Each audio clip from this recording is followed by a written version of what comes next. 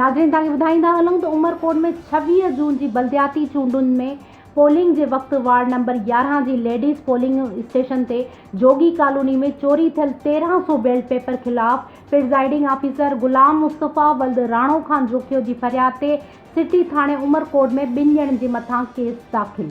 जी नाज़रीन, रिपोर्ट असद अली भुरगड़ी मुताबिक़ नारायण वल्द केवल माली निम्मी ज़ाल नीवो माली जोगी कॉलोनी जा रहवासी आहिनि, जिन जे मथां प्रिज़ाइडिंग ऑफिसर जी फरियाद ते केस दाख़िल अञा ताईं गिरफ़्तारी अमल में नाहे आई। नाज़रीन तव्हांखे ॿुधाईंदा हलूं त नारायण वल्द केवल माली जो तालुक़ सियासी जमायत PTI सां आहे। नारायण वल्द केवल माली PTI जो जोगी कॉलोनी पोलिंग स्टेशन ते चीफ एजेंट हो। मुस्मात निम्मी ज़ाल नीबो माली वोट ॾियण जे लाइ पोलिंग स्टेशन ते मौजूद हुई।